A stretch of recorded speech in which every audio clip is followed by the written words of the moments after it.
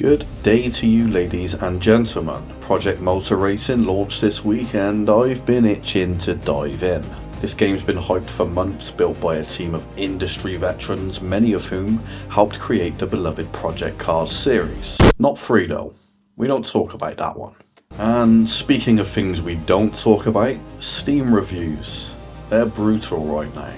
Very negative brutal. The AI is homicidal, the physics are quirky at best, but I've decided I'm going to have fun, so help me God. Rather than rage about what's broken, I'm diving into career mode and I'm seeing if Reginald Throttlesworth can survive the chaos. So today we start at the bottom. This is my Project Motor Racing career journey. Roll the intro.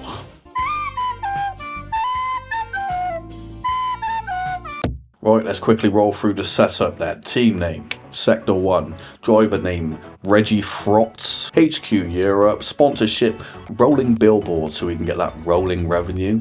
Difficulty, I'm being mildly optimistic and we're going in at 85. Race length 1 times and authentic mode I wanted to turn on, but the AI drives very much like the bad guy in Terminator 2. The goal then is to begin at the very bottom and claw our way up to GT3 and Hypercar endurance racing. Ambitious? Absolutely.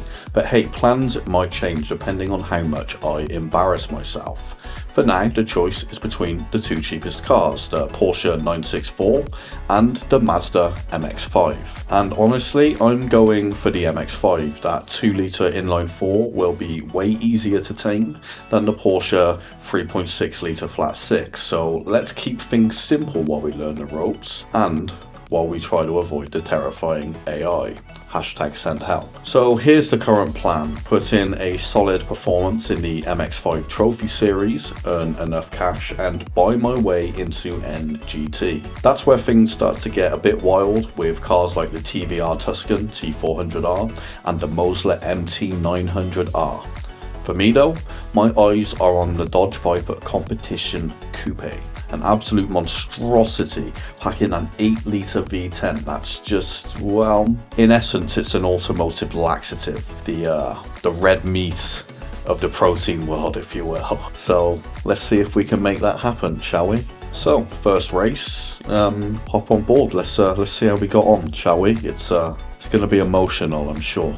So the first race is at Northampton, or in officially licensed talk, Silverstone. This wasn't the full circuit, which is probably indicative of the career level we're at right now. So qualifying went well and I managed to bag pole fairly comfortably, and we even got a bit racy at the end without incurring the AI's wrath, so happy days. So onto the main race. The grid starts always go one way in this game, it seems. The AI seem to do it perfectly, all of them, every time.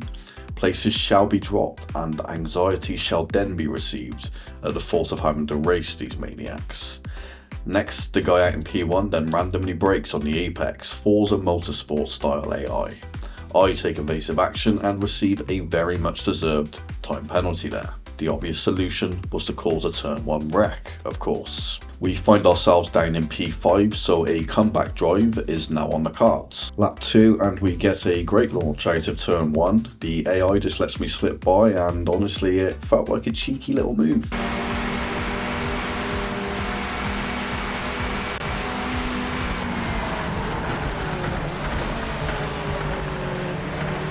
Same lap, down the straight, I'm drafting hard and suddenly we're alongside P3.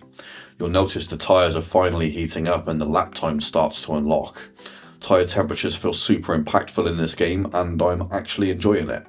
I also swear there's been some kind of stealth patch too, because I was deep in the murder zone there, yet somehow I came out unscathed.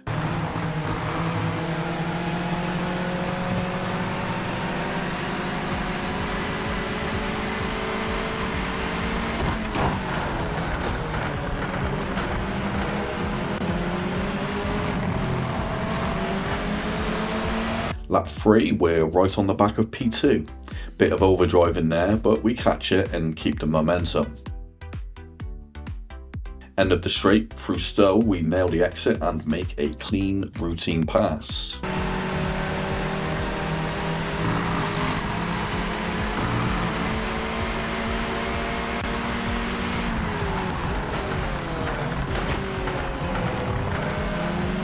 By lap 4, it's obvious the AI are sluggish through Abbey, so it's an absolute send diving up the inside to claim the corner. Not without drama though, because old mate behind decides it's time to give me a swift headbutt on the way through.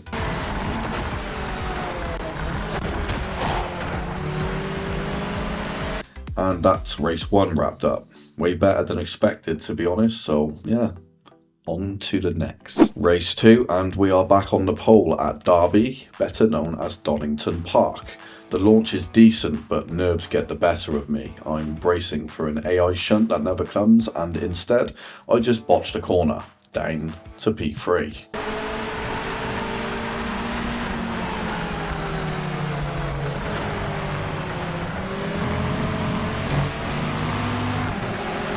Quick recovery though, we get the run on P2 and sail past. Not without him throwing a cheeky punch to the side of my head though.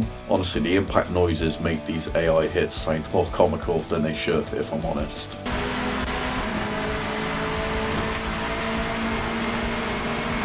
The move on P1 is lined up into the hairpin, but I know this guy is not lifting if I'm on the apex, so I choose life and back out.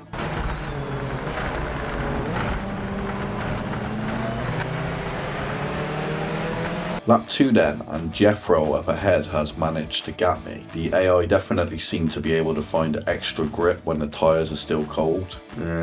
Not sure if that's a skill issue or an AI issue, if I'm honest. Let's assume skill. Lap 3 though, different story, rhythm restored. We claw back time through the midsection and slip past on the same corner exit where we overtook P2. Clean, but also stinky, you know? Stank, yeah.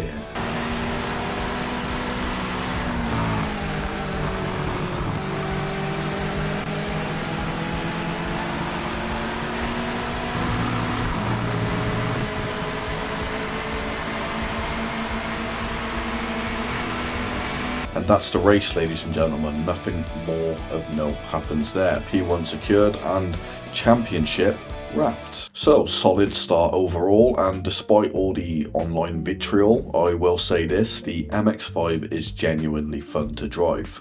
Honestly, I prefer it over AC Evo's version of the same car, and that's not to gloss over the issues. I know they're there, but I'm a half glass full kind of guy, and I'm choosing to try and see the good bits. I'm doing my part. I'm doing my part. We finished the British MX-5 Cup with 144k in the bank, which is a tidy start.